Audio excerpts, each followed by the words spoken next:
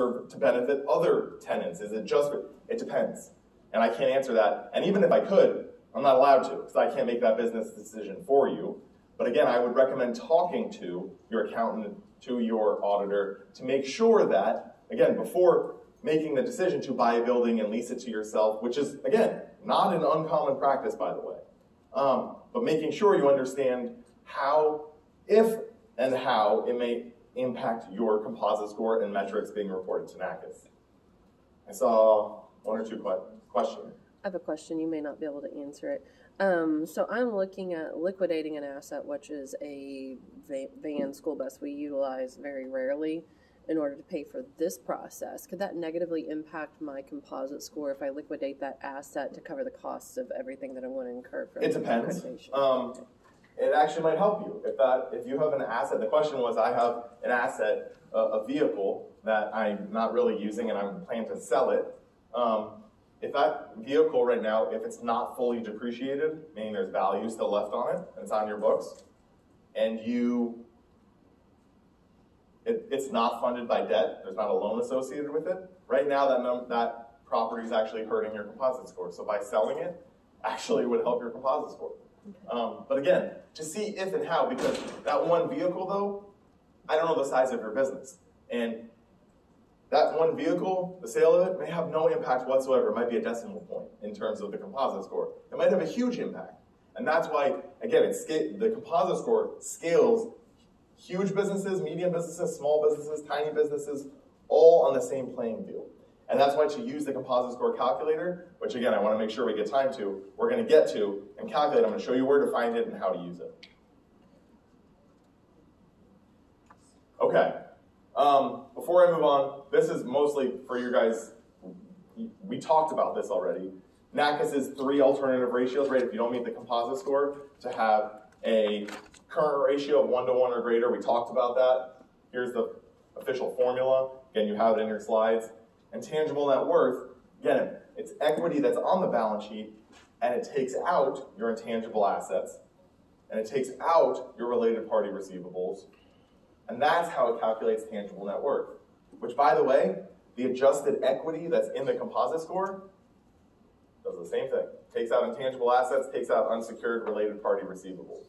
So again, US GAAP may say you have these things on your books, you might have goodwill that it does have a value to it. Does it help your composite score? Does it help tangible net worth? No, because it gets backed out anyway.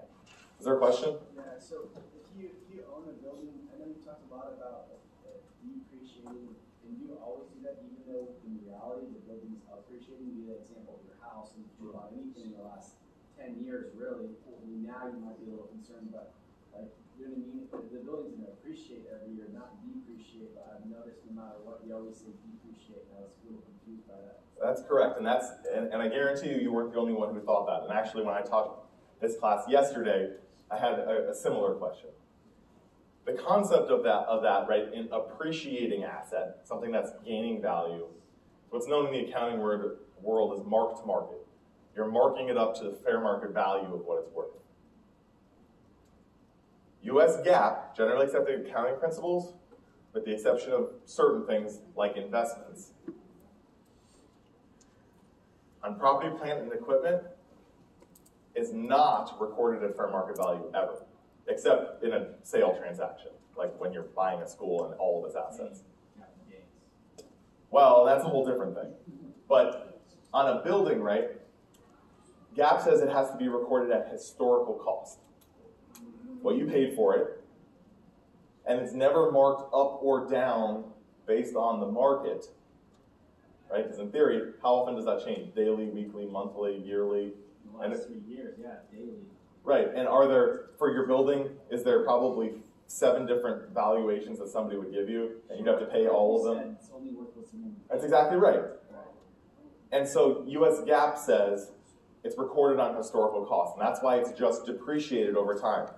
But that doesn't mean that the building doesn't have worth, right? Let's say you have a building, and let's say you put a 30-year life on it, right? So you're depreciating what you paid for it over 30 years. So at year 30, on your books, your building is worth $0, right? Yeah. That doesn't mean it's actually worth $0, but for accounting purposes it is. But guess what happens? Then let's say somebody comes in, I come in and I say, hey, your building, it needs a little fixing up, but I'm going to buy it for $200,000.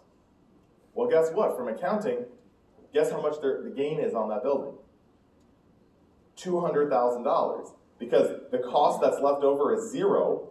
Somebody paid me $200,000, and I now have a $200,000 gain. So it's only marked up essentially to that market value when I actually sell it. And that's when the gain is recorded. So in terms of appreciation, making real estate and get real rich, what we're saying. yeah, and again, it right? I mean, the value of my home since I bought it in 2019 in Alexandria, Virginia, yes, it went up. That's what everybody's saying. Have I seen any additional money in my pocket? No, because I haven't sold it. I don't plan to. I did actually refinance that. I got a heck of a mortgage rate. But 2.25%, I mean, who could beat that? But, right, but until I sell it, I don't know what it's worth. Is somebody going to pay $100,000 for it? Is somebody going to pay $1 million for it? Is it going to matter if I pay it now? Or if somebody buys it now? Or what happens if there's an economic downturn in 3 years, right, and the value of my house ends up being less than what I paid for it? Right? Am I going to report those gains and losses every year on my income statement? No. Not until you actually sell it. With the one exception of investments. I'm not going to get into that. That's a whole separate class. Investments are marked up to fair market value each year. But that's a whole different ballgame. But good, very good question. Yes? I have a couple of questions. You did say just simply putting money into a school's account will help the primary reserve ratio and equity ratio? Correct. Okay, just, Putting cash in your business, in general, it will only ever help you, right? You're going to have additional operating capital, you're going to have additional assets, you're going to have additional equity. It's going to help you meet these ratios, and we're going to get into in a moment Naccas' cash reserve requirements. That will also help you meet that. my second question is, you said something about a good accountant. So I hear a good accountant, CPA, and auditor. Could this be one person? No, great question. Your independent auditor has to be independent of the person who's recording the journal entries and the books and keeping the books for you. Has to. Has to be independent. Independent of the record keeping. So if you have an accountant or someone on your staff or a consulting firm that for accounting that helps you, whatever it may be, they cannot also perform the audit because otherwise they'd be auditing their own work. It has to be an independent party. It can't be somebody related to you. It can't be an owner of the business. That auditor has to be entirely independent, have no stake in the school, have no stake in the books, and have to come in with it completely, just like I have an independent, right? I don't have a stake in any single one of your schools. I mean, arguably, I have a stake in all of your schools, because I want to see all of you succeed. Because if you don't succeed, Naccas doesn't succeed. But I don't have a specific stake in your school. So if I was to audit your books, and I was to say, here's my opinion on it, any emotion is taken out of it. And whether your financial performance ends up being wonderful or terrible, it is what it is, and I'm going to report it, period. Versus if I was your brother or your husband or your son or your best friend, or my judgment might be impaired and say, well, no, I wanted to see her succeed. I think it's fine that they didn't record that. Just fix it now and we'll be good. No, you don't have the processes in place, and it needs to be reported. So your accountant and your auditor need to be two different people, two different firms. And your auditor has to be a licensed CPA with that applicable state to issue an audit opinion. Has to. If you have somebody that's not a CPA that's issuing an audit opinion, they could get a fine and potentially go to jail. If you have a CPA that's licensed but doesn't have the continuing education requirements or is not current on their license or is not licensed as the firm to be able to issue an audit opinion, they can lose their CPA license. So finding an independent auditor that's completely independent of the bookkeeping is essential, yes. Good, very good question. So the accountant, does the accountant have any requirement? The accountant does not have to be a CPA. It helps, but it doesn't have to. And they're not the ones performing the audit. So that could be a person on your staff. It could be a person, a company that you hire to help with the journal entries. There are competence requirements. When you do your ISS, there are questions in there about your financial aid people and your accounting, that there are people have education and training in accounting, but they do not have to be a licensed CPA, and they are not ultimately issuing an opinion on your financials. But my recommendation is this. You also get what you pay for. When people come to ask me all the time, hey, can you recommend an audit firm? I would love to. Do I have an audit firm or two or three in my head where I'm like, use them, they're great? Yes. Can I tell you that? No. Why? It impairs my independence. Because now I have a stake in recommending that audit firm. What if they do a bad job? Well, I recommended that to them. Well, Stephen, you told me to use them. I can't tell you that. What I can say is, talk to your peers in this room, in other classes. Who do you use? Are you happy with them? There are a bunch of accounting firms, right? Axe brought in a bunch of vendors. There's a number of accounting firms that came in, and others that aren't here.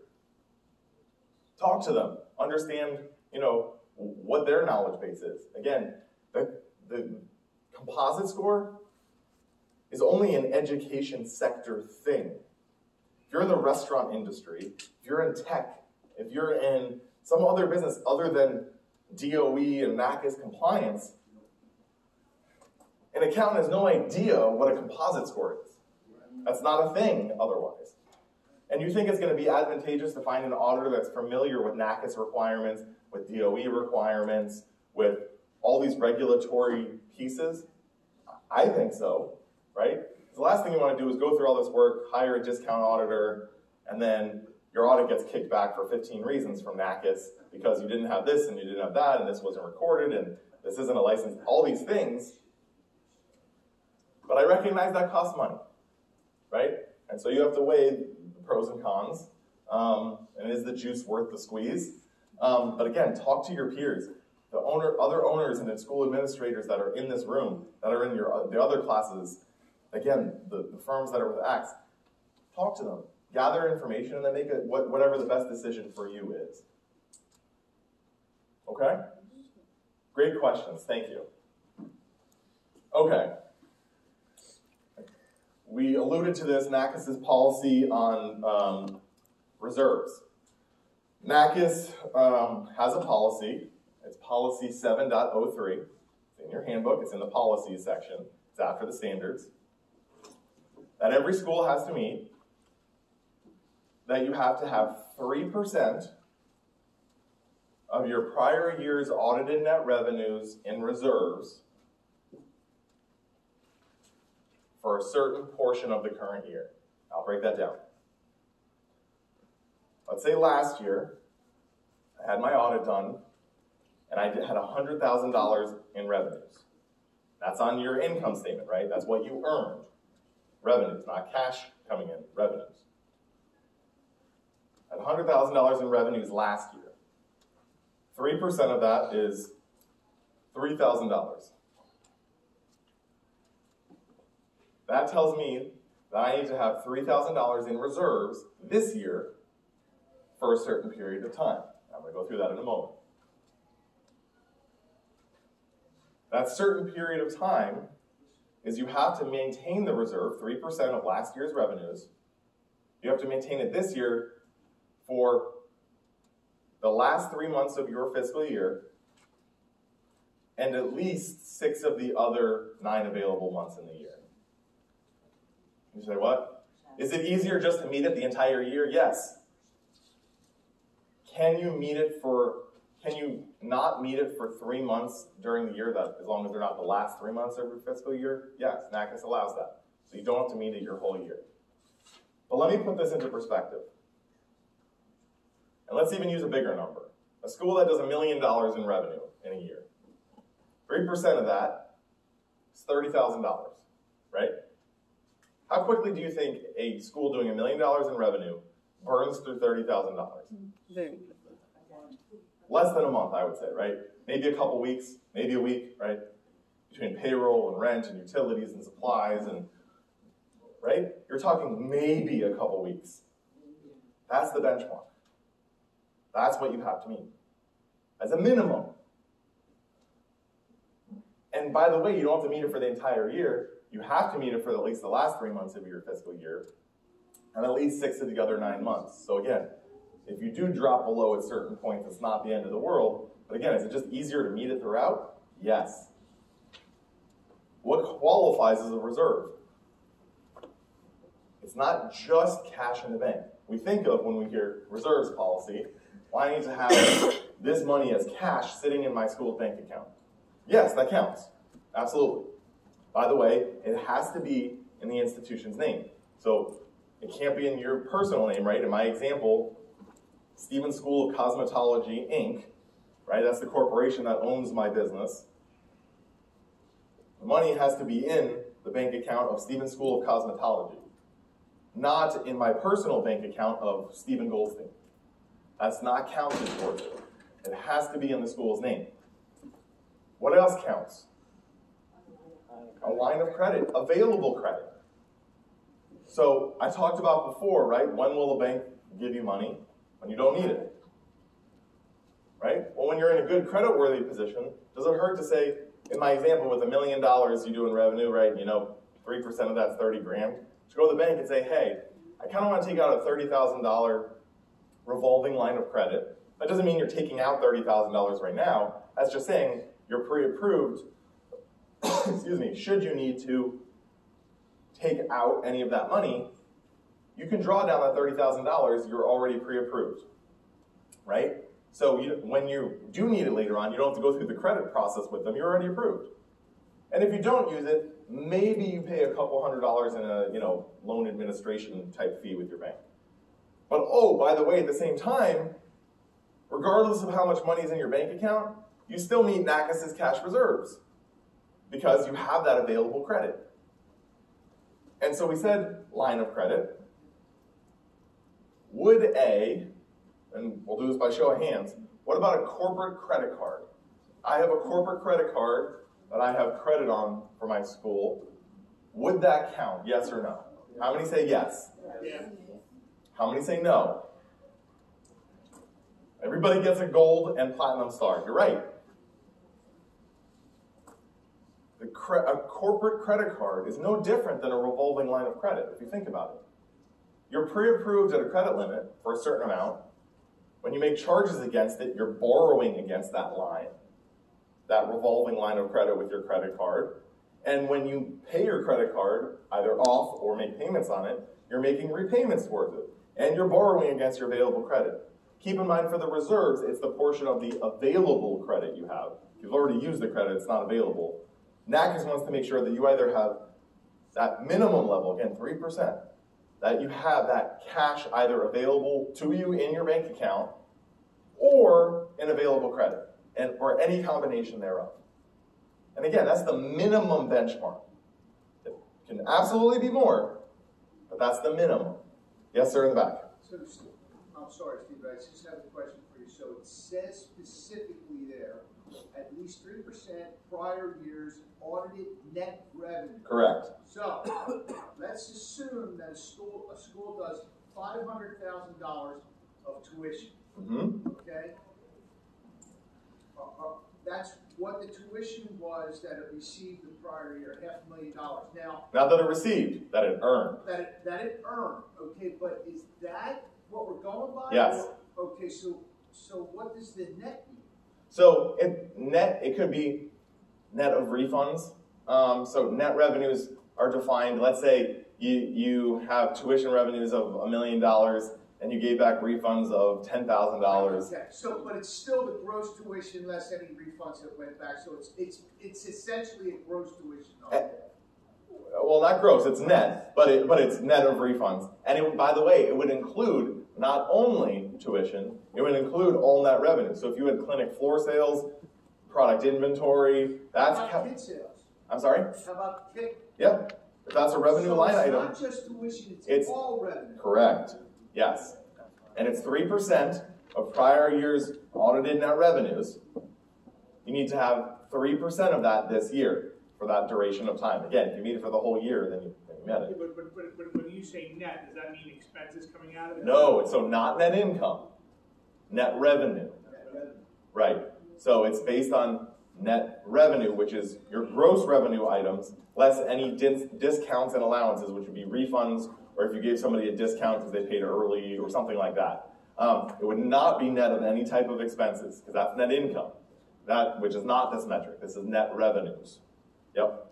Yes, sir? I would just say that I think there's actually a big difference between a line of credit and a credit card. For example, for you guys, you don't accept Amex after your first payment, right? You're expecting ACH, which with an ACH you would not be able to use a credit card. But even this is something to consider, that there's actually a massive difference between a credit card and a line of credit. Where a line of credit would go for cash, you can use it how you want. And a lot of people on your payroll or expenses, they don't accept credit cards and they do want an ACH. So it's something to consider when you're, I agree. I don't disagree with you that there are differences, right? And the innate nature of it is that you have a revolving pool of funds that you can draw from and repay on. But you're right. Does that mean that every vendor accepts credit cards? No. Yeah.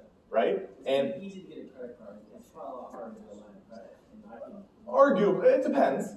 Now keep in mind, it's a good thing though. It's easier. It is easier. It's a positive, yeah. Both of those have to be in the corporation's name, right? So it can't be, here's my personal credit card. So the corporation still has to have credit worthiness. You're right, there are differences. But we'll still allow it because that tells us, generally speaking, if you were need to purchase items from vendors and whatnot, you can have that extended credit, use that credit, and use the cash that you have for other purposes. So you still have available credit. Is that the ideal situation, that you're going to meet reserves, have no cash, and have any of your available credit for the credit card? No. By the way, did we design this so it also helps your composite score? The answer is yes. Notice how I said right here, you have to meet, of the 9 months you have to meet, 3 of those months have to be the last 3 months of your fiscal year. Well, guess what? If you have more cash in the bank at year end, guess what happens to your composite score? It goes up. That's not a coincidence. We did that on purpose. Now, I can tell you, the reserve requirement is newer from Naccas. This got rolled out maybe 7 or 8 years ago. And trust me, and at that time, we phased it in. So we said, initially, you have to meet 1%, and then 2%, and by now, 3%. And trust me, we got hate mail. Of owners saying, you can't tell me what to do with my money, and this is ridiculous, and we hate you, and we got that, trust me. Fast forward to March of 2020, when the pandemic happened, and schools that were forced to put away at least, again, we're talking maybe a few weeks worth, if that, worth of capital, and when they had to shut their doors for months, and between when that school was waiting on getting a PPP loan, or an EIDL loan, or some type of government grant or funds, we got so many letters and emails saying, I know we sent you this hate mail, but we're so appreciative. Literally, this was the difference between our doors closing forever and this floating us to when we could apply for and receive funds for a PPP fund, so we could still make our rent payments, so we could pay our employees, our teachers, and this was a blessing. And by the way, 3 or 4 years from now, might we forget about this and we'll hate you again later? Yes, no promises. But, right, and that's okay. It's okay if we're the bad guy. Again, this is set not to be punitive to you guys. It's to help you succeed. Again, forces you to have a better composite score. It forces you to say, I at least have this minimum level of reserve to demonstrate stability. Can you imagine being a student at your school, knowing that, again, what happens if there's less than 2 weeks worth of cash available and the doors might close? Your students might be horrified, right? And might say, I'm leaving. I don't know if I'm going to graduate from here because they might not be here. And again, is that the only thing to evaluate in the financial success of a school? No. But is it a piece of it? Yes. And again, that's why Naccas requires it. And your auditor, by the way, has to include a disclosure in most of the statements that says the school either was or was not compliant with this. the auditor performs procedures, right, to test these balances and say, did the school meet or did they not meet? And they'll make that disclosure. Standard 7, criterion 1D of our rules, or of our standards, excuse me, that's still part of standard 7 in your handbook. That basically says, we expect your audit to come back without material or significant internal control deficiencies or findings. And remember when I started talking about that before, and it's management's responsibility to establish and develop and implement a system of internal controls. Well, if your auditor comes back and says, the school didn't do that, and that we had to propose material audit adjustments, or the school wasn't reconciling their books and records in a timely fashion, or the school wasn't keeping supporting documentation, or there was a lack of segregation of duties, right? Stephen could do everything. And they report that as a significant deficiency or material weakness, you would be non-compliant with that section of the standard. And does that mean that a school that's seeking initial accreditation would get denied? Again, not to scare you, but yes. Is a school that's already accredited that falls out of compliance with this, that has a reported material weakness? Well, they wouldn't get withdrawn instantly. They'd get placed on a monitoring process and given a time frame to come back into compliance, or they will get withdrawn. And so it's very important not only to meet the composite score, or Naccas' 3 alternative ratios, that's important, but also to meet Naccas' reserve requirement, also important, and also to have an audit report that's free from any of these material or significant deficiencies. Yes? Not that I hope to be in this situation and plan to, but when you say that they are given a space of time to get back into compliance, what's a ballpark range of that time? I can give you better than a ballpark. And this could be a whole nother, I could talk on this for a day. But it would be found in section 818 of our rules, which is the pink pages. And basically, a school that's already accredited, if it falls out of compliance, it's given either 12, 18, or 24 months to return back to compliance. And the determination of if it's 12, 18, or 24, it's based on the length of the longest program offered at the school in calendar weeks. So if the longest program is less than a year, school has 12 months. If it's between 1 and 2 years, school gets 18 months. And if it's 2 years or greater, then the school gets 24 months to return back. Which sounds like a lot of time, like 24 months is 2 years, which is a lot of time, but that you're talking about 2 audit cycles. So, I mean, you're given 2 more chances, which is a lot. But you have to fix it, right? Your audit is only submitted but once a year. And again, you don't want to find yourself in this area, because this is the same thing for the composite score, for the reserves. If you fall out of compliance, the same time frame will be imposed. And I want to make sure we get to the composite score calculator and reserves calculator, so there's no, hey, auditor, here's my books and records, I'm going to hope on a wing and a prayer across my fingers that I meet or not, right? And I know, don't raise your hands, a lot of schools do that, right? They say, no, I think we're pretty good. Here, auditor, just tell me what my composite score is.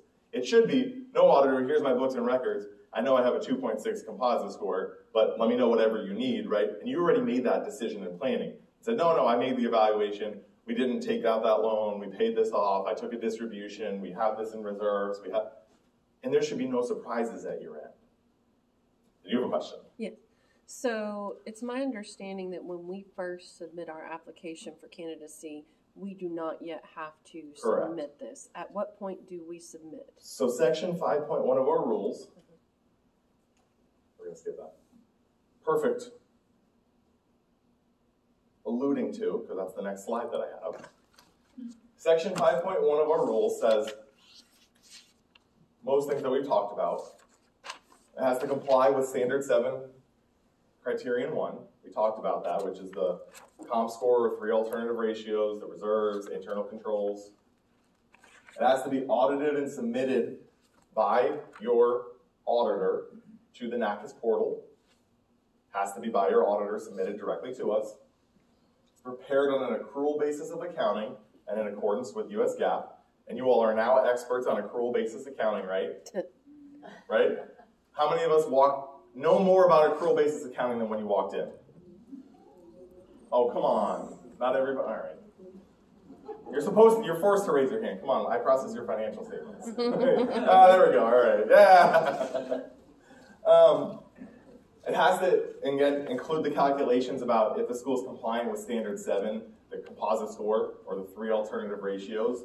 And if the school participates in Title IV, the audit has to be in accordance not only with U.S. generally accepted auditing standards, but also in accordance with federal auditing standards. The DOE has their own additional audit requirements.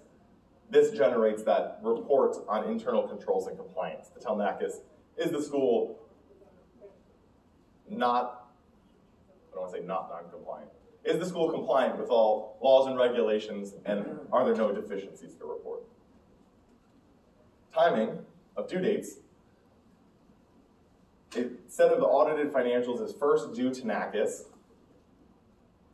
at the time of submission of an application for initial accreditation, not the application for candidate status. So when a school is ready to apply for initial accreditation, Naccas has to have the audited set of financial statements on record for the most recent fiscal year end, or if we don't have it, we'll have that application, but that application is going to sit in a pile in the corner, looking very sad in the corner, because we're not going to be able to move it forward until we get the financials. Once we get them, then we'll say, okay, now we can schedule the visit and move forward. And then, a set of audited financials is due every year, no later than 6 months after fiscal year end. And that's once a school applies for initial accreditation and every year thereafter, and when a school is accredited by Naccas, and every year has to submit no later than 6 months after fiscal year end. So for schools with a December 31st year end, the most popular year end because it coincides with the calendar year end, a 12/31 audit is due to Naccas by June 30th, which, by the way, is in 3 days. And Betiel, how many financials have we gotten submitted in the last week? I mean, hundreds, right? And how many do I expect to be submitted on June 29th and June 30th? Hundreds more.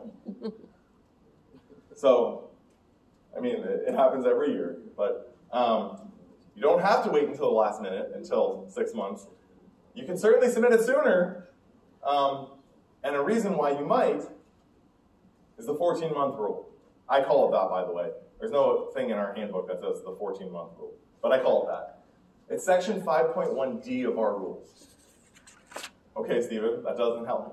What does that mean? For these 4 purposes, or applications here, if you're applying for initial accreditation, if you're going through a renewal of accreditation, and or if you're adding an additional location to an already approved main campus, in order for the commission to make a decision to approve or deny it, the financials on record with Naccas have to be no older than 14 months old. So let me give you an example. Let's say a school that has a December year end, let's say submitted their December 31st, 2020 audit to us. And it's compliant. Has a 3.0 comm score, meets the reserves, no control deficiencies. Super. That audit is valid for 14 months for purposes of these applications. 14 months from December 31st, 2020 is the end of February 2022. Okay, well you say, so they're good for 14 months, but Stephen, you just told me that the set of audited financials are not due until 6 months after year end. So my 12/31/2021 audit is not due until June 30th, 2022. Right. But you just said that my last year financials are only good until February 28th, 22. Right. And so again, I kind of call it a blackout period, so to speak, where if you wait until June 30th to submit your audit, and let's say you're a school going through a renewal process, and you went before the commission at its meeting in April of 2022, the commission would look at it and say, great, your visit went well, you had everything you needed, the ISS was perfect, no limitations. Then we have the financials from 12/31/2020, they're a 3.0, perfect, they meet, oh, wait a minute. But April, they're actually 16 months old. We can't make a decision.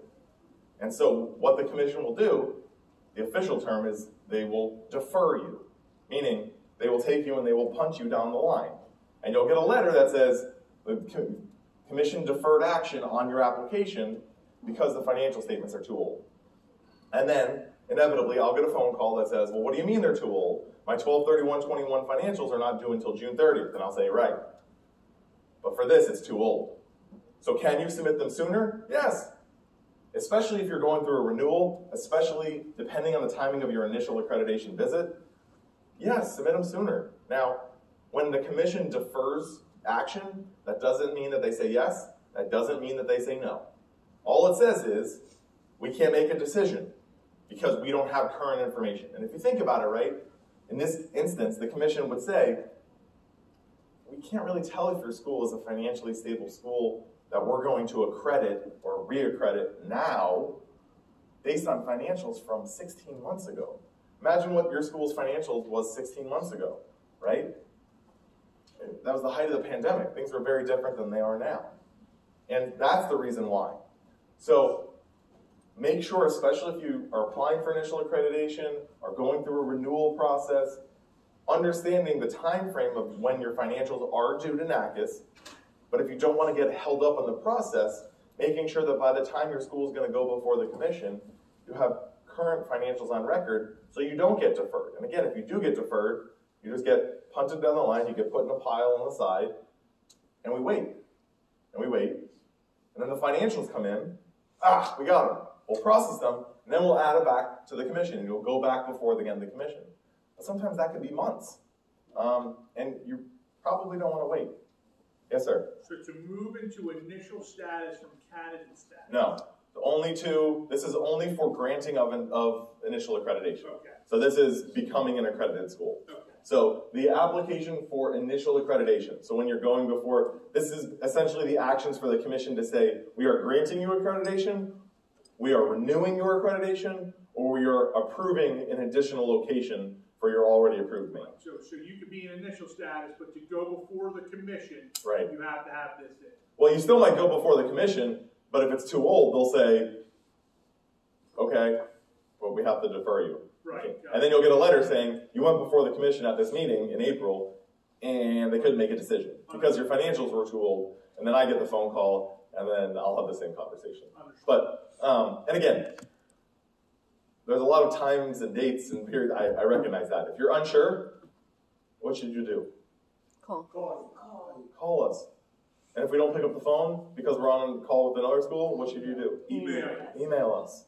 And I would actually encourage the email. I always tell school owners, email, because then you, instead of saying, I called and somebody wasn't available, you have a written record, right? And we'll also put it in writing and say, if you submit by this date, we can get you on the commission before this date, right? And 2 months later, when you tell your auditor and you say, no, he said it has to be by this date. Here's the email where he said, if it's not by this date, it's not going to go till the next commission meeting, which is a month and a half from now. And this, oh, okay. Right? Instead of saying, what date did he say, and it's in writing. I encourage that.